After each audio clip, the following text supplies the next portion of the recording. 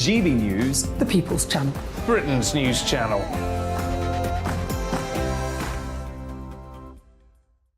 Hi there, it's Stephen and Anne. At breakfast from 6 a.m, you'll always be caught up with everything you need to know, the latest headlines, opinions and debates. We'll bring you the good news and the bad, but most of all, we're here for you. Remember, send in your views and let us know what you would like us to talk about. That's because we're your news channel. And every morning at 6 a.m, it's breakfast on GB News.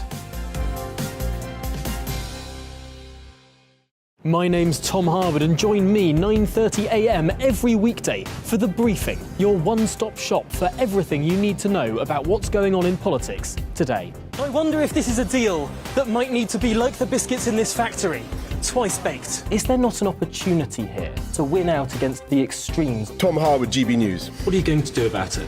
Things should have been done differently, and they certainly are being done differently. Don't miss it. The Briefing with me, Tom Harwood, 9:30 Monday to Friday on GB News. Where would you like to go? Just take me to the studio, please, mate. You know where you're going. I've got a show to do. Friday Night Feast on GB News, 7 p.m. And it's like nothing you've ever seen before. We take a different angle on the week's biggest news stories. The viewers and listeners set me some absolutely mad challenges to do. We tried to rehome a rescue dog. And yes, there's some other wacky stuff in there as well. I feel like I could take on the world. Well, that's that. Friday Night Feast with me, Patrick Christie's, every Friday, 7 till 9 p.m. on GB News. Be there.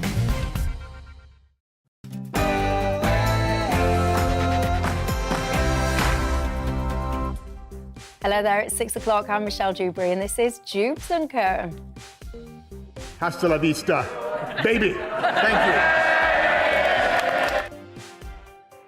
Hasta la vista, baby. I love that. Did you? That was Boris Johnson, of course. They're saying his farewells at his last PMQ today. What that means for us is that we're down to our final two in the leadership race, Liz Truss and Rishi Sunak. Who do you want? Is it a great choice or not? You tell me. Get in touch. I want your thoughts on that one. Who do you want to see leading this country next? And get this, the head of a police force has claimed that his force dealt with over 10,000 calls for mental health related issues back in 2021, resulting in over 50,000 officer hours being spent doing that and non-crime work. He says if it continues, he's going to issue a bill to the local council because he reckons it's their job, not the police forces. Is it? Who is responsible for dealing with mental health issues in the community? Should police purely just be doing crime stuff only? And the NHS has said that it's going to try and stop the IVF lottery and make it easier for people to get access to that service. It got me pondering, is that what the NHS should be for, to help people have children? It's in a bit of a mess right now, isn't it? Is it time to prioritise what it does? And if so, should IVF be in there? You tell me. But I've all that to come. But first, let's get tonight's latest news headlines.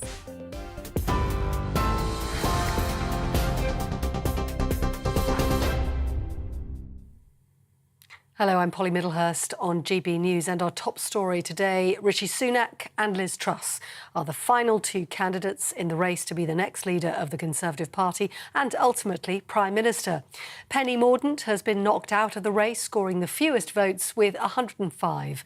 The former Chancellor Rishi Sunak, who has led every vote so far, received 137 votes. The former Foreign Secretary Liz Truss gaining 113. Tory party members now have until the 5th of September to choose who they want to take the top job. Mr Sunak believes he's the only person who can win the next general election. This leadership contest has shown that we've got fantastically able people at the top of our party. All of them bring something exceptional to the table. But at this point, the question for our members is, who is the best possible person to beat Keir Starmer in the next election? And it's clear that I'm the only candidate who can do that. Well, the former Foreign Secretary Liz Truss says she's delighted by the result. What's important is that we hit the ground running. We've got 2 years until a likely next general election, and I want to deliver for people. I want to deliver lower taxes. I want to help struggling families. I want to make sure that we unleash all the potential and talent across Britain. And that has been my focus throughout this campaign, and that's what I'm going to be campaigning on over the next 6 weeks. Well, away from politics now and onto the heat wave. The Assistant Commissioner of London's Fire Brigade said yesterday was the busiest day the service had had since World War II. Jonathan Smith said they received more than 2,600 calls and responded to more than 1,000 fire incidents. That's after large blazes swept through parts of England amid record-breaking temperatures going over 40 degrees Celsius. Major incidents were declared by fire brigades in at least 6 regions across the country. Retired pig farmer David Venables, who murdered his wife in 1982, has been sentenced to life in prison with a minimum to serve of 18 years. David Venables hid his wife's body in a septic tank at a farm in Worcestershire that belonged to a couple he sold it to. Her remains were only found 3 years ago when the tank was emptied. She'd been reported missing 37 years ago. The High Court judge at Worcester Crown Court said 89-year-old Mr Venables had perpetrated the gravest of crimes. Inflation has reached a 40-year high of 9.4%. The ONS saying the increase, up from 9.1% in May, has been driven by rising fuel and food prices. The Chancellor Nadhim Zahawi and the Governor of the Bank of England, Andrew Bailey, both pledged last night they'd get inflation under control. And as you've been hearing, Boris Johnson made his last appearance at Prime Minister's Questions and said goodbye to the House of Commons in his own inimitable way. Hasta la vista, baby. Thank you.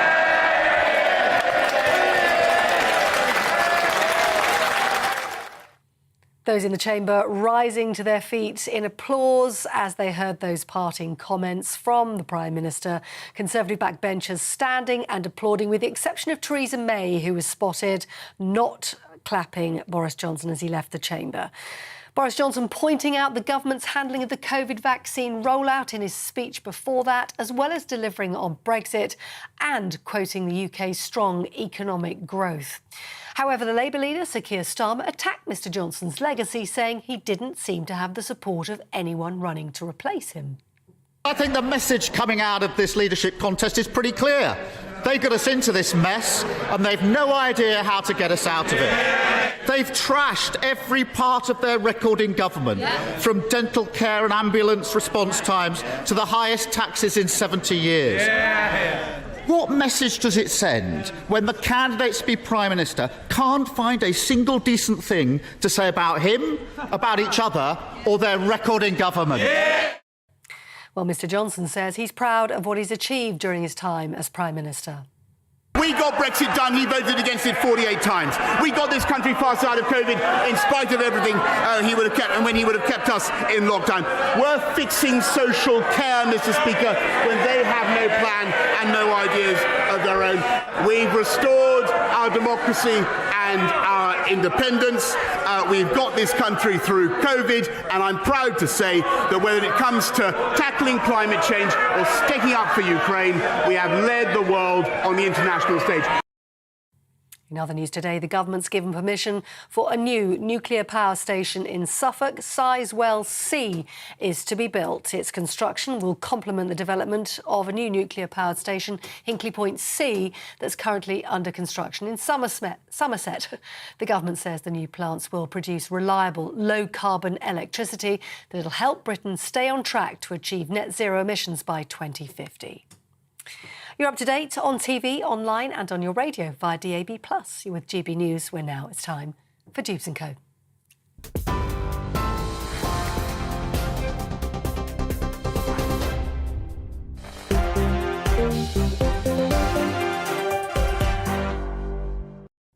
Thanks for that, Polly. Well, keeping me company tonight. We're back down to the plan too. We've got the columnist at the Mail on Sunday, Peter Hitchens, and the anthropologist, Mary-Anne Erhotter. Good evening to both of you. Hi. Lots of you guys already have been getting in contact with me because you know the drill on Dewbs & Co, don't you? It's not just about us here, it's about you at home as well and your thoughts. You can get in touch with me on the email gbviews@gbnews.uk, or you can get me on Twitter, GBNews, or at Michelle Dewbs, of course. It'd be remiss of me, wouldn't it, to not start with the Tory leadership competition tonight. Thank goodness we're finally down to just 2 people. I'm not sure, quite frankly, how long I could have continued with this, because I wonder, how interested in all of this are you? I don't mean to be rude, but it's every day now for quite some time. It's been, well, we're down to 5, we're down to 4, we're down to 3. So personally, I think, thank goodness, we're finally down to 2. Rishi Sunak then and Liz Truss are your choices. Who do you want to be your next Prime Minister? Penny Mordaunt was eliminated this afternoon from that competition. All a bit X Factor, if you ask me. Now it goes down to the Tory party members. It's for them to vote over the summer as to who they want to be the next Prime Minister. Shall we just recap then, before I bring in the panel, as to what we know about the 2 remaining candidates? Rishi Sunak, he's apparently the sensible one, he says, when it comes to taxes. He'll raise corp tax or stick with the planned raise from 19 to 25% next year. He supports the Rwanda immigration plan. On Brexit as well, he's talking tough, so he is. He reckons he's going to get rid of the laws that get in the way of British business. That's Rishi. Liz Truss, let's look at her, shall we? She says she's going to start with tax cuts. That's what she's all about. On day one, she reckons 30 billion of them, to be precise. When it comes to immigration, she supports the planned Rwanda plan, says that she'd go even further and expand it to include Turkey. Got to say that according to the senior minister there, or senior spokesman there, it's not in his plan at least, but nonetheless she's talking tough on it. And she also, when it comes to Brexit, would continue her robust policy, she says, on the Northern Ireland Protocol. Don't forget that she was, of course, initially a Remainer. I want to know where you stand on all of this, particularly if you are a Tory party member, because whilst it's all fascinating what we think, I'm not a Tory party member, so I don't get a vote. Are you? Will you? Who will you vote for? Phil's been in touch already, saying, Michelle, what have they done? Boris's last PMQs was sublime. He surely will be missed. He says it's only at the next election, when Tory MPs start losing their seats, they will realise what fools they have been. He was the best by far. Sam, or Skint Sam, to give him his full name that is used there, says it has to be Liz. Definitely not that snake Rishi who stabbed Boris in the back. Personally, I just want Boris. Lots of that coming through. Mary's not approving of that one, but I've got to say, a couple of thousand of people have written to the 1922 committee, say that they want Boris. They want Boris back on that ballot paper, but it's not going to happen. Peter Hitchens, where do you stand on all this? I stand laughing at one side of it. What is in this for any normal human being? People have asked me over the past few days, who is my favourite candidate for the Tory leadership? I've responded by saying, what is your favourite disease? Why would I want any of these people to be in charge of the government? And here is one simple thing about this, whatever other positions you may have. All the people involved were tested, as every member of Parliament was, by the panic over COVID. And all of them panicked. They panicked and they supported plans to crush the liberty of the subject and to destroy the economy with wild inflationary spending. And so they have nothing whatever to say about 2 of the most fundamental duties of government, and they've proved it. Axiomatically, everybody who stood in that election was unfit to govern the country.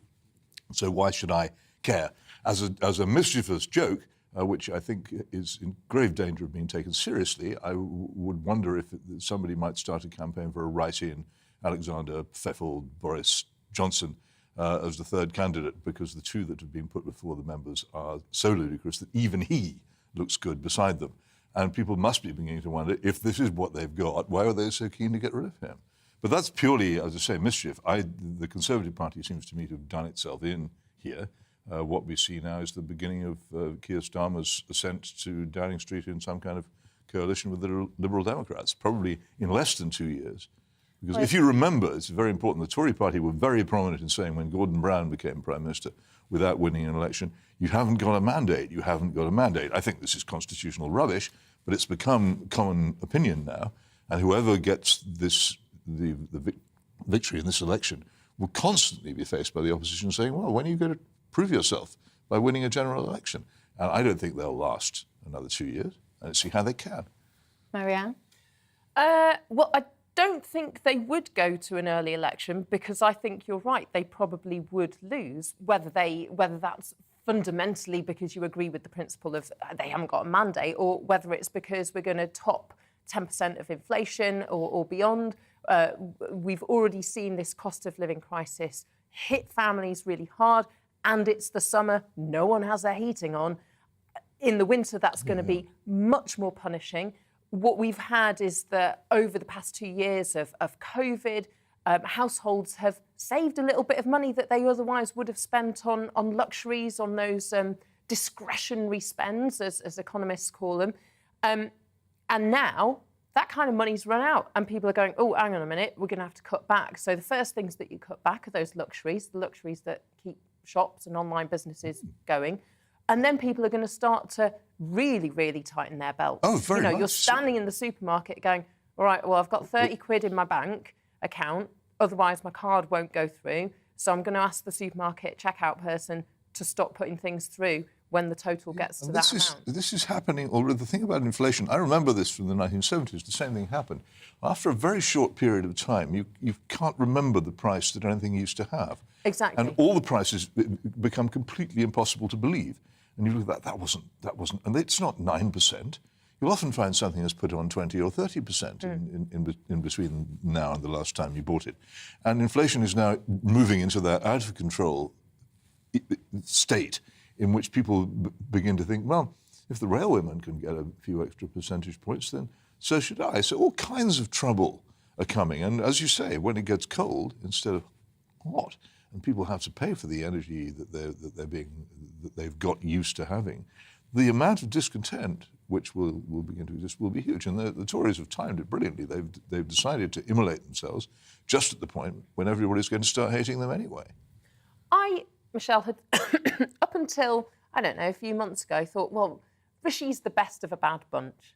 And then he came out with that spring statement. I thought, you've done nothing. Absolutely nothing. He could have followed through with an economic policy that supported ordinary families, and he did absolutely nothing to kind of fend off the crisis that was coming our way. There's honestly very little he can do. What he did with the ridiculous magic money tree period was so destructive and so dangerous that it's almost impossible to see anything that he could do now which wouldn't make it worse. So the Liz Truss programme of spending an extra 30 gazillion pounds, and where will that come from? It would have to be borrowed. Well, and if you borrow it, then you have to pay it back again at some other later stage. So much of our tax already, if people realise how much of the tax they pay simply goes on paying interest on the debt that we already owe, they'd gasp. And what she proposes to do must lead to more of that. They haven't a clue what to do, just didn't have a clue what to do when they panicked over COVID. But Rishi, Marianne, he's actually, because this is one of the things that I couldn't quite grasp with this Tory government. Why aren't you doing more to help the people that really, really need it? But Rishi is obviously very committed to what he was thinking when he was the Chancellor of his economic plan, because he's doubling down on that. He's saying that the other candidates, when there were many of them, he was extending it to most of them. He was saying that they basically live in cuckoo land. They're talking about fairy tales when they're talking about all of these tax cuts. So far from kind of sitting there reflecting and thinking, actually, in hindsight, maybe I could have done more, should have done more, and I will, he's doubling down, saying, nope, this is my plan, it's realistic, it's sensible, and on with it we go. So he's got internal logic, so that is to his credit. Whereas I think Liz Truss, like you say, Peter, and as you pointed out, Michelle, it's a kind of fairy tale that you can't lower taxes and increase spending and support essential services, because we really are, scraping the barrel, all the extra stuff that local authorities could provide, that the NHS was able to prop itself up and get through those gaspingly busy periods. What you've got now is experienced people who are nearing retirement going, this is not worth it, not worth the cost on my family, not worth the cost of my mental health. I'm out. I'm sorry, everyone. Damage is done. And the damage is done. Sunak is being so cautious because he, being the Chancellor of the Exchequer, has seen the books. He knows the money is not there. He knows that exactly. it's catastrophic. He knows what he did during his own period of fairy tale economics. He knows he destroyed the economy. And now no, he didn't single-handedly destroy the economy because of those policies. It was the pandemic was ludicrous. a global shock. And I can sit here and say, I said so at the time, all this is going to lead to very, very severe inflation, the destruction of business. And it was obvious, he knew it too, but he still went ahead and did it because rather than listen to any kind of sane advice, the whole government panicked over COVID. We will pay for that till we die. I absolutely reject that. We may well be paying for it for a very long time, but that's because it was a global pandemic. This was untested territory. We'd never been in a situation where millions of people were at risk of dying, and indeed did die. 200,000 people have died in this country alone. Nor had Sweden been in that position, and they didn't panic, and as a result, they came out of it. Their economy is different to ours, so it's not. It is different for us, but it's better run than ours. But they make more and export more. But the fact is, they didn't panic, and had they done so, they'd be worse off than they are now, just as we are. I think what you're suggesting with your 2020 vision is that you would have had. I said this at the time. I said it all at the time. This is not hindsight. What I'm repeating what I said when it was going on. Sure. Okay. So it's not hindsight. I got pelted with slime for saying it. So I'm absolutely determined to say it again now. When it's absolutely clear that what I said then was right. But then what you would have had is that people would have not been able to keep their rent paid. They wouldn't have had jobs to go back to. Businesses would have collapsed left, right and centre. And so what you would have said is, well, take the pain then and so you don't have pain in the future. That was the rainy day. That's when you have the money printing machine Government policy during COVID destroyed the economy. It destroyed business. It destroyed jobs. And it destroyed what was left of the solvency of this country. And all of it was avoidable, and it didn't need to be done, and they did it. And the problem is that there was also no opposition. So the people who will take over as a result of their catastrophe will be people who are implicated in exactly the same disaster. There's nobody here who has any idea of how bad it was or has any clue as to what to do. And this is the terrifying thing. We've sat through an election, a supposed election of a collection of nobodies who haven't an idea what to do. And if, as I say, if one stops laughing at it, one views it as the tragedy which it undoubtedly is. Did you want a final word on that one before I bring my viewers in? Because my viewers are very happy today to get involved in this one, I can tell you. Go on. Two things. Thing number one, which is the thing that I think genuinely was an absolute travesty and an indictment on our government, was the level of corruption, the contracts for mates, the lack of scrutiny of contracts and what was actually being delivered, and the level of fraud that has been written off by the Treasury. That is definitely a black mark in the column for Rishi Sunak. I think the thing that has come up again and again, Michelle, about Boris, even the way that he was treated by his parliamentarians today at Prime Minister's Question Time, we've all somehow managed to forget that he is leaving office in disgrace. He was also at the helm throughout the pandemic. So he can't say, oh, you know, I did a good job, business almost done. Because he was at the helm of this ship that you are condemning, Peter. We had this moment, I'm not a supporter of his, you should know that, but we had this moment where they were all applauding, which they're not allowed to do, and which always makes me feel faintly ill, when they were all applauding him as he left. And I was reminded of that, of the moment when Blair was also applauded out of the chamber. Now, it still seems to me to be very strange that Blair, a man who was at least partly responsible for one of the worst, stupidest and bloodiest wars in human history, which did nothing but harm, stayed in office and wasn't driven from it. Everybody knows that Blair was responsible for this and that he behaved in an absolutely appalling fashion and sold the country a pack of garbage. And he walked out of office applauded. Johnson, who did something to do with cakes or a glass of wines, hounded from office as if he'd committed some terrible war crime, which whatever else he did, he didn't do. And people on the left, particularly, who don't say this about Blair, somehow or other pile on about Johnson as if he's the worst person in the world. I am not a defender of his, but this seems to me to be a wholly out of proportion reaction to the wrongs which he did, given that Blair not merely walked out of Parliament being applauded, uncensured, but then went off to make so much money that he doesn't know what to do with it anymore. And by the way, Marianne, you say that Boris is leaving office in disgrace. I can tell you, there's so many people emailing in now saying, bring back Boris. I mentioned earlier on that thousands of people have tried to do a campaign to get him back on the ballot box. So there is a big sentiment out there, actually, that Boris was essentially subject to some form of coup. And I don't believe, and I'll put my cards on the table now, I don't believe that Rishi Sunak will win the members' vote. I don't think he's got much of a chance in that particular vote at all, because I speak to you guys every day, and it's coming through again tonight. The sentiment through a lot of you guys is that you feel that he's got no integrity. He stabbed Boris in the back, and I think that will hurt him.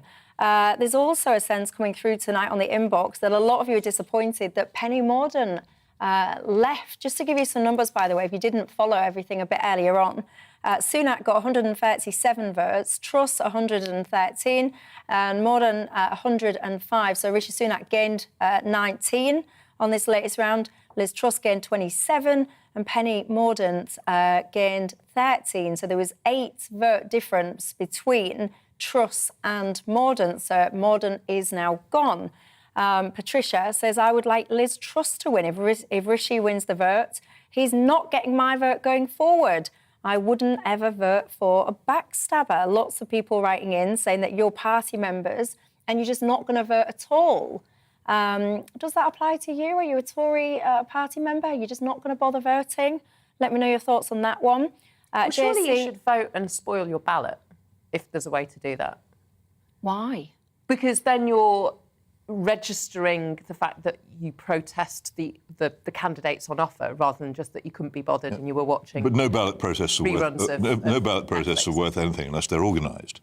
If somebody organised a write-in campaign for Johnson, or if somebody organised a mass abstention, then it might have some effect. But just individuals writing rude things on a ballot paper, that's just chucked to one side by the returning officers. Nothing happens at all. Oh, but they are. No, I'm hugely in favour. At the next general election, I would strongly favour people simply refusing to vote for either of the major parties. If ballot papers should all have a slot on them saying none of the below at the top of every ballot paper, and if the none of the belows outnumber the leaders in the vote, then the election should be called again, and those people who failed to stand on that occasion should not be allowed to raise any more money to do it again, so that other people can step in. We've had for far too long dead parties dominating our politics, worthless parties of useless people, which need to be got rid of. This may be our opportunity, but the best way of doing it is mass abstention. But it has to be organised. You have to register your abstention, because otherwise it just looks like you forgot or couldn't be bothered. Well, you tell me what you think to that. If you are a Tory party member, will you be voting at all? I think whoever that was there said that they're not. You raise an interesting point. Marianne says, even if you're not going to vote, you should spoil your ballot. I've got to say, having stood in a couple of elections, I find the spoiled ballot papers hilarious, because you do actually have to go through them all one at a time and agree collectively that you agree that it's a spoilt ballot paper. And some of the creativity that people do, they draw various parts of the anatomy, doing various different things, which I'll spare you from because it's tea time. But honestly, you get some cracking creativity in there. Some people, I think, should put their names on there, an email address, just in case. You never know who's reading. It's a secret ballot, Michelle. You might. I think people should be spared. We should all be spared that. We should all I have to say, I'm not advocating the drawing of body parts on ballot paper. Oh, neither am I, but what I'm saying, Peter, is they are pretty hilarious, I've got to say. Leslie says, Dewbs, I am so sad to see Boris go. Please bring back Boris. Lots of you are saying exactly the thing. Bring back Boris. Christine's put it in massive capitals. Bring back Boris. Got to say, don't think it's going to happen. But keep your thoughts coming in. Are you a Tory party member? Make that clear in your email and tell me how you're going to vote.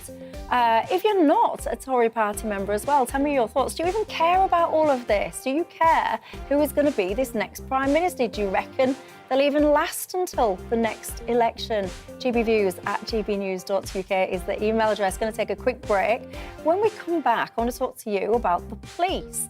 Where do you think police should be paying attention to? What is in their remit? What isn't? One police and crime commissioner says that he intends to bill the local authority for work that he thinks the police are doing that they shouldn't be, such as transporting vulnerable people to secure locations. Is he right? We'll have that and more after the break.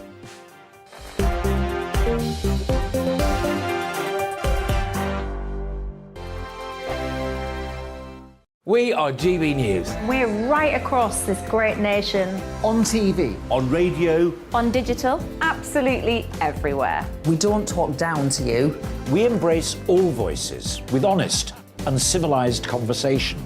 We are not part of the establishment. We're one of you. And we're only getting started. Join us on GB News, the People's Channel. Britain's news channel.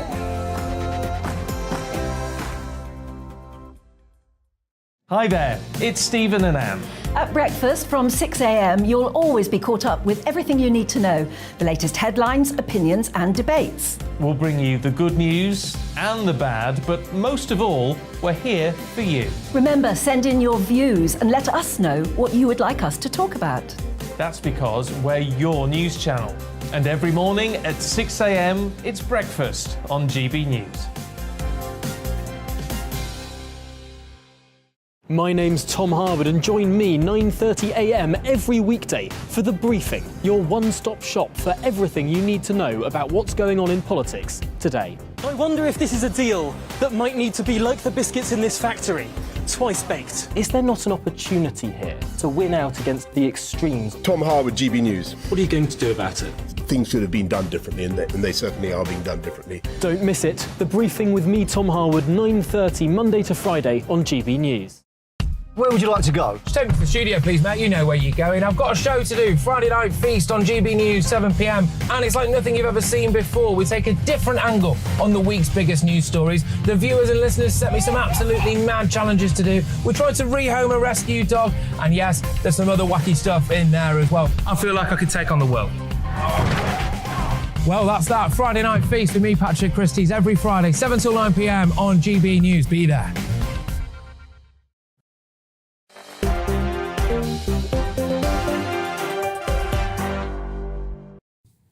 Hello there, this is Dewbs & Co with me, Michelle Dewberry, keeping me company until 7 o'clock tonight, columnist at the Mail on Sunday, Peter Hitchens, and anthropologist Mary-Ann Hotter. I was just having a little mini debate here amongst ourselves in the break because we were just talking about Tory leadership. We got a little bit into it. What that means is I've got to drop a story at the end of the topic. So I was asking these guys, what are they more passionate about? What do they want to debate more? Do we want to get into the NHS now basically opening up the ability for people to get IVF? I ponder, what is the purpose of the NHS? Do we need it to be providing free IVF? Is that what it's there for, especially in these times of crisis? Or do we want to talk about recreational drug users? Three strikes, and then you're at risk of getting your passport and your driving licence taken off you. Very weird. So anyway, we've just been pontificating which of those we're going to get into last. If you've got a preference, let me know. Otherwise, guess what? I'm just going to go like this and pick one. But for now, let's talk about the police, shall we? What do you think? I mean, we read all the time, don't we? We listen all the time. Pretty much everyone, everywhere, everyone's saying they ain't got no money for this. They're getting pulled off into this direction, the other direction. What should the police be doing? I mean, the easy answer to that, isn't it, is fighting crime. But where are the boundaries? Where are the lines on this? What about mental health issues? Calls such as transporting vulnerable people from one place to another. Is that the police's job? Because one police and crime commissioner says he doesn't think so. His force, should I say, has been spending over 50,000 hours in 2021 alone dealing with mental health issues. He says if this continues, he's going to send a police time to the local authority. I mean, I'm not really sure he'd get very far with that, but notwithstanding that, it got me thinking, Peter, where do you stand on this? The role of the police? Are there boundaries to this? Your thoughts? Well, two things. One, it's absolutely true the police are constantly called to deal with the mental health problems.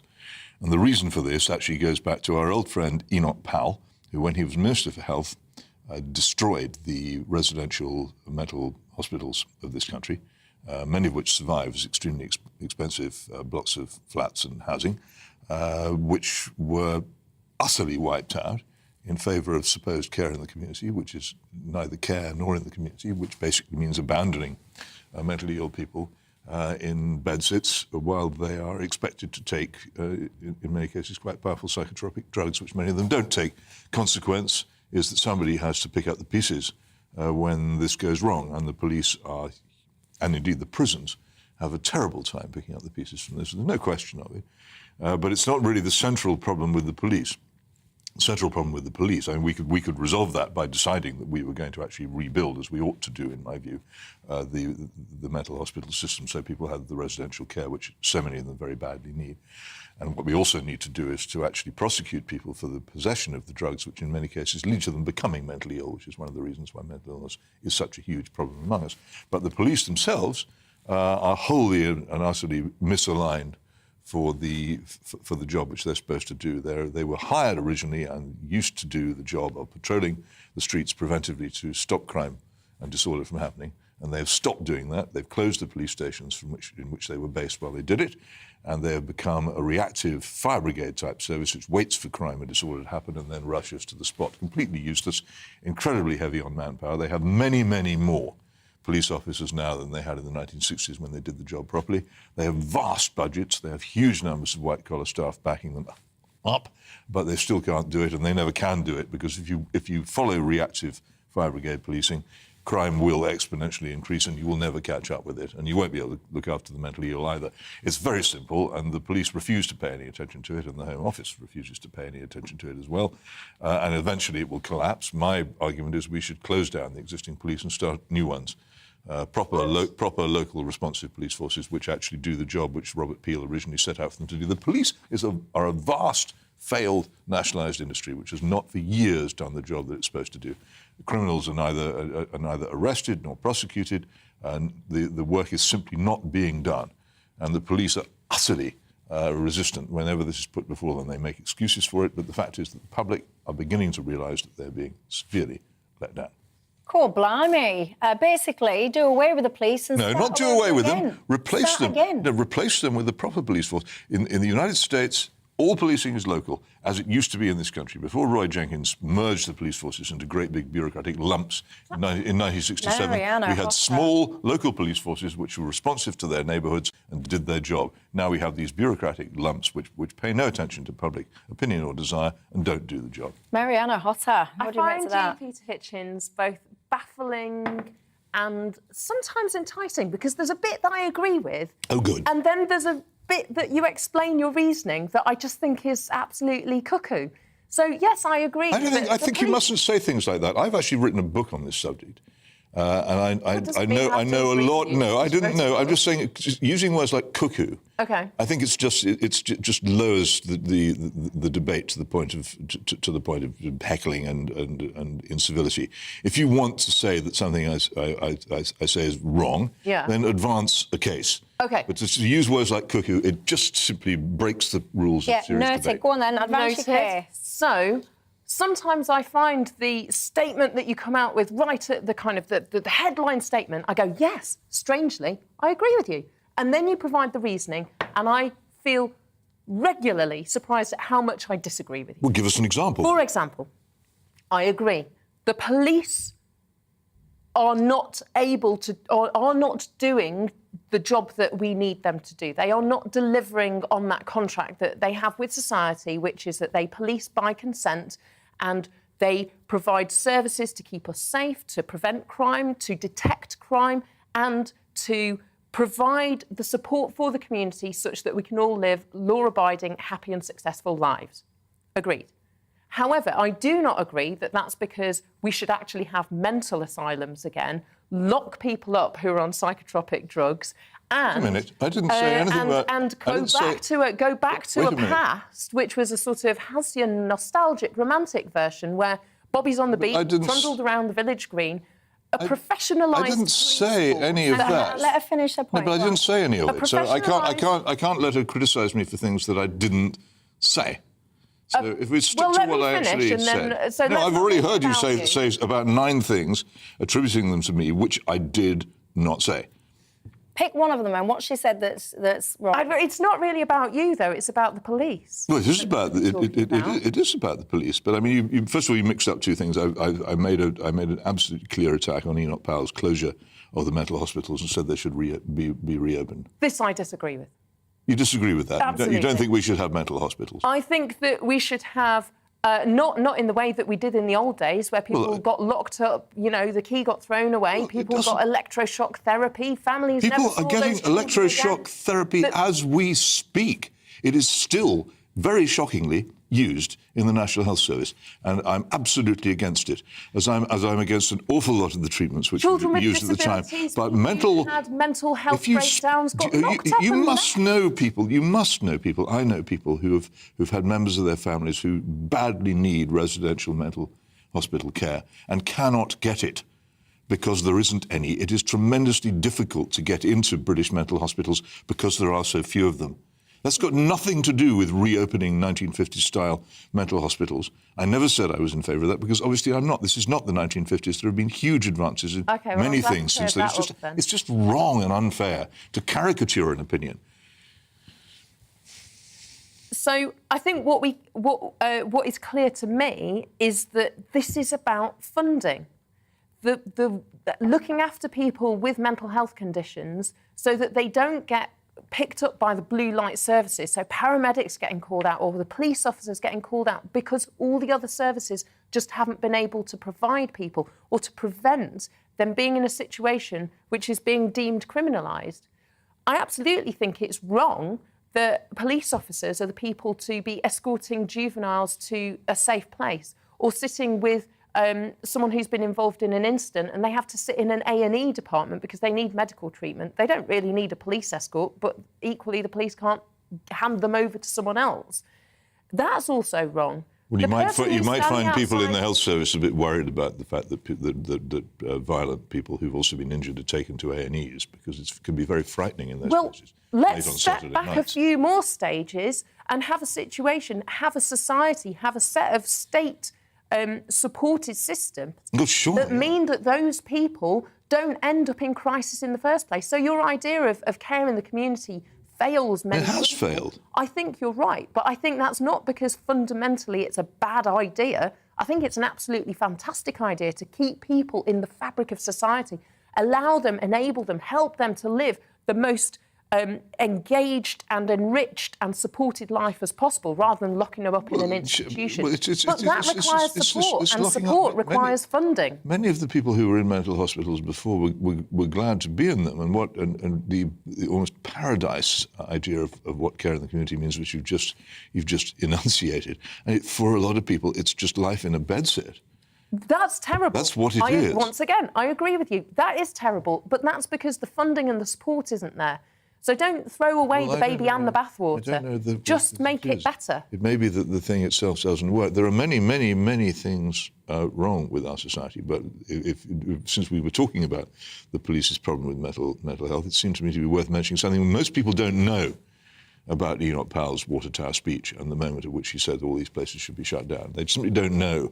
They all know about his horrible, his horrible rivers of blood speech. They don't know about this one. It was one of the worst things ever done by a post-war politician. And we should realise that we've left a great hole in our social provision, which leaves an awful lot of people leading very lonely and unpleasant and disastrous lives. Well, there you go. That's what the panel think. Mary-Anne, she wants more time. But unfortunately, I don't have that much left anymore. Look, it's 20 to 7 already. The time flies, doesn't it? Ian says, well said, Peter. I'm a retired police officer and I agree with you 100%. Alan says, Michelle, Peter Hitchens is right in his analysis of the police service. I personally was an officer for 30 years and worked as a civilian advisor for 10 years. The police service quit the streets in the 90s and now they are nowhere to be seen. John says the police prioritise city centre drunks and drug dealers now. Normal people cannot get the police to attend to anything. We all suffer antisocial behaviour on a regular basis. We call the police many times and just get given a crime number, nothing else. Tony says the police are political and biased and they always prosecute anyone on the right but turn a blind eye to the lefties. Really? Do they, Tony? You tell me, I don't know. John says, I work as a mental health nurse and I know for a fact that the police deal with the same repeat offenders over and over again and they are obliged to attend to do it. It's no wonder they are overstretched. Patricia says the problem with the police is partly funding, fair enough, but mostly corruption. That's a bit harsh. I can tell you what, I wouldn't want to be a police officer for love nor money right now. There's not enough money in the world that you could pay me to be a police officer because you get out there, you risk your life, you know, goodness only knows what you're going to find at the end of 999 calls these days. I wouldn't like to find out, but you do seem to get a lot of stick. Are you a police officer? Do you think you're getting a fair rap? You tell me, gbviews at gbnews.uk. What do you think as well about the mental hospitals that we've just been discussing? Would you like to see a return to those or not? Get in touch with me, gbviews at gbnews.uk is the email address. I'm going to take a quick break and I'll see you in a couple of minutes.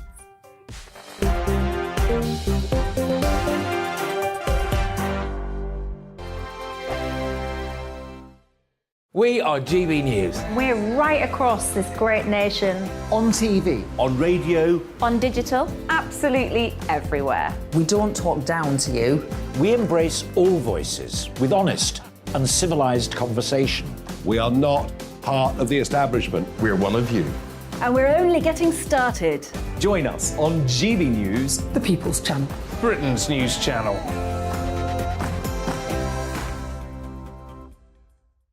Hi there, it's Stephen and Anne. At breakfast from 6 a.m, you'll always be caught up with everything you need to know, the latest headlines, opinions and debates. We'll bring you the good news and the bad, but most of all, we're here for you. Remember, send in your views and let us know what you would like us to talk about. That's because we're your news channel. And every morning at 6 a.m, it's breakfast on GB News. My name's Tom Harwood and join me 9:30 a.m. every weekday for The Briefing, your one-stop shop for everything you need to know about what's going on in politics today. I wonder if this is a deal that might need to be like the biscuits in this factory, twice baked. Is there not an opportunity here to win out against the extremes? Tom Harwood, GB News. What are you going to do about it? Things should have been done differently, and they certainly are being done differently. Don't miss it. The Briefing with me, Tom Harwood, 9:30 Monday to Friday on GB News. Where would you like to go? Just take me to the studio, please, mate. You know where you're going. I've got a show to do. Friday Night Feast on GB News, 7 p.m. And it's like nothing you've ever seen before. We take a different angle on the week's biggest news stories. The viewers and listeners set me some absolutely mad challenges to do. We tried to rehome a rescue dog. And yes, there's some other wacky stuff in there as well. I feel like I could take on the world. Well, that's that. Friday Night Feast with me, Patrick Christie's, every Friday, 7 till 9 p.m. on GB News. Be there.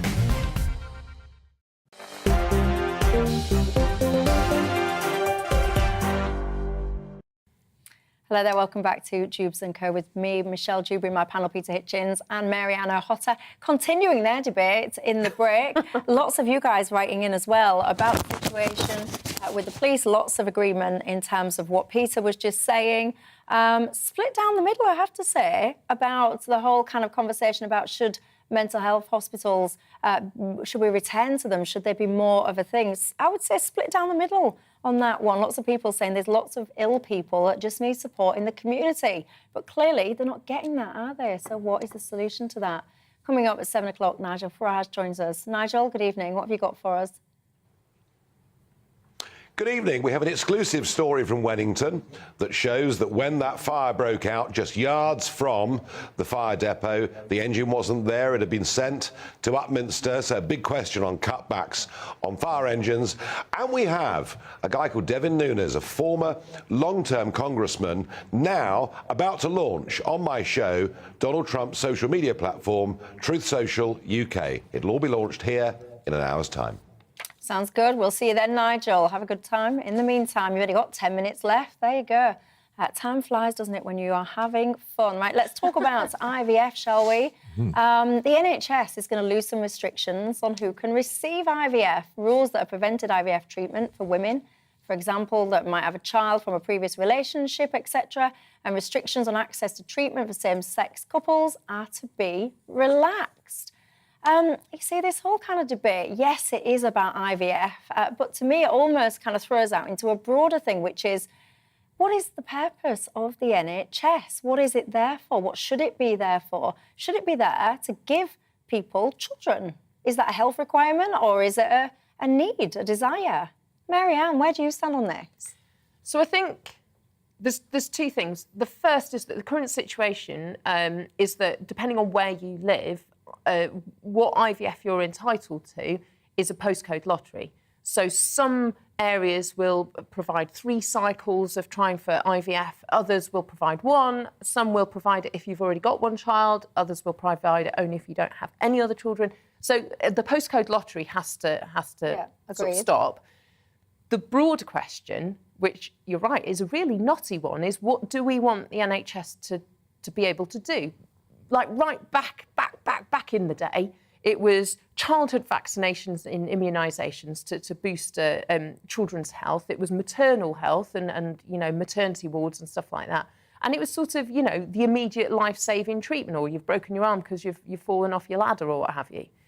Now, obviously, medical treatment is a much broader... There are so many more treatments available, some of them very much more expensive. But I think if we're going to say IVF isn't a life-saving treatment and so the NHS can't afford to fund it, and you're right, there is a crisis of funding, there's a massive backlog, throw money at that, I say, throw money and expertise at that. More broadly, the question is, if you're not going to fund IVF because it's not life-saving, then there's lots of other things you need to kind of go down the list and go, well, should we have that? Should we have this? Should we have that? For example, I don't know, you've had a breast removed because you've got breast cancer. We don't have to have reconstructive surgery. They've done the life-saving bit. Now they're doing the make life better for you, improve your chances of recovery and quality of life bit. If you've got a really, really bad knee, it's not going to kill you, but it is going to increase your morbidity, your ill health, by enormous amounts. And I think we have to think of women's health and IVF and infertility in those circumstances. No, it's not going to kill you, but it will potentially make your life much, much worse if it's something that is denied to you because of a medical condition. Well, Anne says, Michelle, I think it's an outrageous waste of money for the working population to have to pay for someone else's romantic dream of a child. She says it's not right. The funds should be applied elsewhere. Where, though, Anne? This is what the question is. Where is that line? What do you think, Anne, is OK for you to be spending your funds on, your national insurance contributions? Where do you think it should go? Samantha says, we had to pay for IVF at £3,000 a go before the hospital would help us. But yet the taxpayer has, the taxpayer has to spend a greater amount of money supporting people who are not good parents, but just churn out kids anyway. She's saying it's morally more appropriate to spend money helping decent people who would make good parents than it is to spend millions keeping children with people who don't deserve them. Where do you stand on it all, Peter? Well, IVF, I think it's a happy thing, and often, not always, alas, but it has happy results. And I like the idea of money which I've spent on tax being spent on helping people to have children. There are so many other things that we do, from tattoo removal to abortion, which, frankly, I could manage without, as things on which public money is spent. And I don't think that I can really object to IVF treatment. So, leaving that smaller issue aside, if we really want to take the health service seriously, then we need to remember it was originally set up actually to deal with a population which had been shattered by very hard manual work and by war.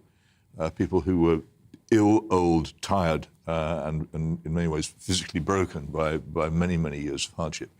And the health service, which developed initially under NIBEV, helped people like that quite a bit. But we now have a system which doesn't really have any defined purpose.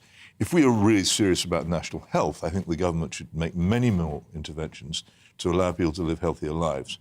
I think that particularly we need to do something about transport so that people simply get exercise built into their lives walking and cycling rather than using cars. The whole of our society needs to be redesigned to achieve that. That would, at a stroke, remove an awful lot of disease and ill health. We also, I think, need to give people, not punish people for living lives which are unhealthy, but reward people for making an effort to live healthy lives. So you get tax breaks for looking after yourself. And so that if you do look after yourself, you keep your weight down, you stay fit, you pay lower taxes. I think that would be a very, very strong incentive to. But how would that work? How would it work? It's a very interesting. Big Brother clinic I think no. If people can volunteer for it, anybody who doesn't want to volunteer for it doesn't have to do it. But if people want to volunteer for it, and their doctor helps them to do it, then I think it's a very, very good way of encouraging people to treat themselves better. And I don't see any argument against it. It must be more sane than the vast, bureaucratic, ineffective, often actually quite incompetent and worryingly bad organisation in some cases, which we all know about, that doesn't actually make the nation more healthy, doesn't actually do the job it's supposed to do, and inevitably, year after year, spends more and more money on being less and less effective. If you want a national health service, encourage people to live healthy lives. Don't wait for them to get ill and then try and pick up the pieces. What do you think to what Peter's saying? Would that incentivise you if there was a scheme that said basically, you know, if you look after yourself, you keep your weight down, you eat well, don't smoke, drink too much, whatever, and the net result of that would be that you would pay less taxes? Would that be something that would motivate you? Are you sitting there now about to eat a cream cake thinking to yourself, actually, if I got a reduction in my national insurance contributions, I'll put that cake down? You tell me. Personally, I'd go even further as well. I would say if you have got private health insurance, I think you should get a reduction in what you pay for the national insurance, because why should you have to pay for a private health cover and also the same level of national insurance contribution? Well, there is a reason for that. There is a reason for that, Michelle. What is it? If you can afford to pay for private health cover, and some of us can, then that means you are in a position to help other people to get public health cover, and I think you should. Yeah, but you're still making a contribution. You are making a contribution, but I think why should I have to pay twice if I've got it? Part of the purpose of the welfare state, as it was originally developed, was so that those who were better off could help those who were less well. Yeah, because you're not selfish, that's why. Because you're part of society, you're a hermit who lives on an island. Really? What do you think to that? Do you think it's selfish? If someone's got private health insurance, I don't know, you might be watching this, you get it just as a perk of your job. You know, so you're already paying for it as a taxable benefit. Is it selfish to sit there and say, well, hang on a second, I don't use the NHS as much as other people, so give me a reduction? I think that's common sense. Mary-Ann thinks it might be selfish. Where do you say? Lots of you getting in touch on this one, by the way. Steve says, stop all IVF altogether. Why? I don't quite understand that one. You tell me though, Steve, why do we have to stop all IVF altogether? Many people getting in touch saying that the NHS is going to be, it should only be about health issues, not lifestyle issues. And this one is my favourite. Maggie says, I wonder when IVF is going to be available to men, because apparently these days they're able to have babies after all. I'll save that one for another day. Right, that's all I've got time for. Thank you, Mary-Ann and Peter, for your contributions. Thank you at home for your thoughts as well. Have a good evening. And I'll see you tomorrow. Up next, Nigel Farage. Good evening, Alex Deakin here with your latest weather update. After all the lively weather of the heat and then the thunderstorms, tomorrow is, well, pretty average actually. A lot of dry weather around, temperatures close to average as well, thanks to these cold fronts which are pushing away yesterday's extreme heat. But they have triggered one or two thunderstorms and still one or two rumbling on well